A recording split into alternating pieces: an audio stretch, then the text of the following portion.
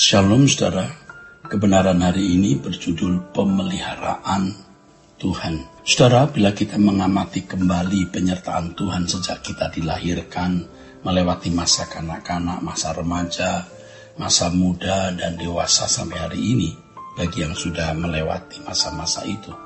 Kalau kita sungguh-sungguh menyadari betapa besar kasih Tuhan, betapa sempurnanya pemeliharaannya atas hidup kita. Ya, kalau kita menghayati penyertaan Tuhan itu, baru kita bisa menyadari, oh luar biasa pemeliharaan Tuhan dalam hidup kita. Lalu kita tidak berani lagi menuntut apa-apa kepada Tuhan karena kita merasa berhutang.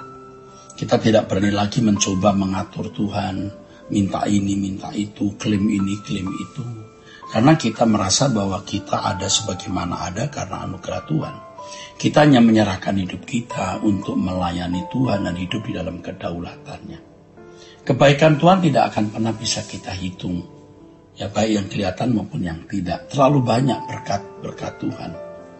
Sejak kita dirajut oleh Tuhan dalam kandungan ibu sampai seperti hari ini, kebaikan Tuhan itu ya tidak terhitung dan kita harus merasa berhutang kepada Tuhan. Belum lagi kalau kita menyadari betapa besar harga keselamatan yang Allah Bapa berikan dengan memberikan putra tunggalnya Tuhan Yesus kepada kita. Sungguh kita tidak akan pernah bisa menghitung jumlah berkat Tuhan. Dan kita tidak pernah akan bisa dapat membalas atau mengembalikan kebaikan Tuhan. Tetapi kita bersyukur dengan tulus dan ucapan syukur kita bukan hanya dengan kata-kata atau ucapan. Tapi ucapan syukur kita dengan perbuatan, tindakan di mana kita menyerahkan hidup. Untuk diatur Tuhan, untuk hidup dalam kedaulatan Tuhan, ya, di mana kita melayani Dia dan melakukan kehendaknya dengan segenap hati. Sikap kita untuk membalas kebaikan Tuhan yaitu menyerahkan hidup, ya, dalam kedaulatannya, supaya kita hidup dalam pengabdian yang tulus tanpa mencari upah, karena kita sudah mendapat kebaikan, kita tidak layak menuntut upah. Saudaraku sekalian, ini langkah-langkah untuk menyelamatkan diri kita supaya kasih yang Allah sediakan akan lebih lengkap, lebih utuh kita terima. Sebab dari lahir sampai sekarang kita diberkati Tuhan, tapi sesungguhnya masih banyak berkat yang Allah sediakan bagi kita untuk hari-hari esok kita ke depan. Sebab berkat yang Allah sediakan bagi kita juga tidak terbatas. Tidak hanya pada saat kita hidup sekarang di bumi. Sejujurnya berkat Tuhan itu masih limpah sampai kekekalan nanti. Sebenarnya banyak berkat Tuhan yang juga telah kita sia-siakan atau kita lewati sehingga kita tidak memperolehnya dengan lengkap atau utuh. Seandainya dari dulu kita hidup dalam kebenaran Tuhan, dalam kesucian, dan dalam kekudusan Allah, dalam penurutan terhadap kehendak Allah, pastilah lebih lengkap, lebih banyak, lebih utuh berkat yang Allah berikan dan kita nikmati. Tapi kita telah banyak mengambil langkah yang salah. Kita sering mengambil keputusan yang keliru, bahkan kita juga menjadi domba yang terhilang. Sejatinya pada saat-saat kita tidak hidup dalam penurutan terhadap kehendak Allah, banyak berkat Tuhan yang terbuang sia-sia, yang mestinya bisa kita miliki. Tetapi bersyukur Tuhan membawa kita kembali kepadanya. Masih banyak berkat yang Allah sediakan, terutama berkat kekekalan. Jika kita menyerahkan diri kepada Allah, untuk hidup dalam kedaulatannya, hidup dalam penyerahan diri sepenuhnya, hidup dalam pengabdian kepadanya, semua berkat yang Allah sediakan itu akan diberikan kepada kita. Dan ini langkah-langkah untuk hidup menyelamatkan diri, di mana semua berkat Tuhan akan bisa kita nikmati. Agar kita bisa memiliki kehidupan yang diberkati Tuhan lebih limpah lagi, kita harus berjalan dalam kebenaran dan kesuciannya. Jadi jangan kita mengambil langkah yang keliru lagi, saudara. Seperti yang pernah kita jalani, di mana kita sembarangan hidup dan kita tidak menikmati atau tidak memperoleh berkat yang lengkap dan utuh yang seharusnya bisa kita miliki. Mulai sekarang kita harus menyerahkan hidup untuk hidup dalam kedaulatan Tuhan, dalam penurutan kepadanya dan dalam pengabdian kepadanya. Walaupun itu tidak mudah. Tetapi tidak ada jalan lain untuk menikmati berkat Tuhan dan mengalami berkat Tuhan secara lengkap utuh, selain kita hidup dalam penurutan terhadap kehendak Tuhan. Saudaraku sekalian, kita harus mengerti bagaimana rencana Allah dalam hidup kita. Harus mengerti. Kita akan sangat menyesal kalau suatu saat di hadapan Allah baru sadar sepenuhnya ternyata kita menyanyiakan berkat yang lebih besar yang Allah sediakan bagi kita. Saudaraku, kiranya dunia tidak menyibukkan kita sampai kita akhirnya melewatkan berkat-berkat yang Allah sediakan.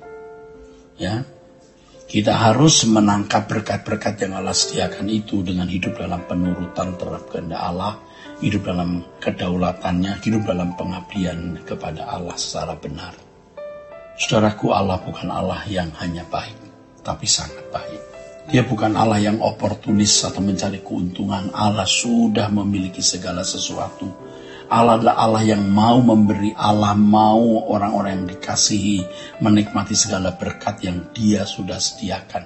Dan Allah kaya dengan segala berkat yang tidak terbatas.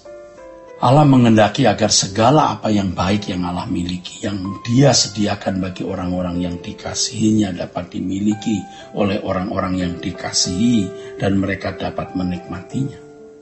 Allah juga ingin kita bisa hidup dalam persekutuan yang harmoni dengan Allah. Dan dengan persekutuan yang harmoni itu kita bisa dipercayai Tuhan untuk menerima berkat-berkatnya, baik berkat jasmani maupun berkat rohani yang kita bisa share, kita bagikan kepada orang lain.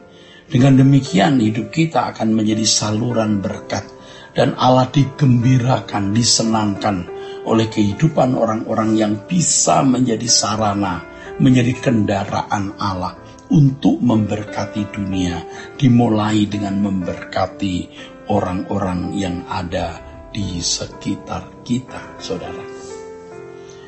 Jangan lupa, saudara, kebaikan Tuhan. Jangan lupa kemurahan Tuhan yang berlimpah, yang Allah sudah berikan, sedang berikan, dan Allah sudah sediakan bagi kita. Kalau Allah telah memberkati kita di waktu-waktu yang lalu dan Dia tidak pernah gagal menolong kita, ke depan Allah juga pasti memberkati kita dan Dia tidak pernah gagal menolong kita, tidak pernah gagal menyelamatkan kita. Saudaraku, mari kita berpaling kepada Tuhan. Kita memandang Tuhan. Jangan ikut-ikutan dunia di sekitar kita. Dunia tidak mempercaya Allah itu benar-benar ada. Tidak mempercayai benar-benar bahwa Allah itu hidup. Kalaupun mereka kelihatannya berbicara mengenai Tuhan, lalu mereka memiliki perbuatan-perbuatan yang bersifat rohani, bersifat seremonial, mereka juga ke gereja, juga aktif dalam kegiatan gereja, tapi sesungguhnya mereka belum mengenal Allah. Tentu hidup mereka biasanya masih terikat dengan berbagai kesenangan-kesenangan dunia. Dan mereka belum bisa membuat hati Tuhan itu senang. Nah, dalam pelayanan biasanya orang-orang seperti ini juga masih mengharapkan keuntungan. Kalau bukan keuntungan uang, paling tidak harga diri. Paling tidak prestis. Ya, prestis di lingkungan gereja itu bernilai.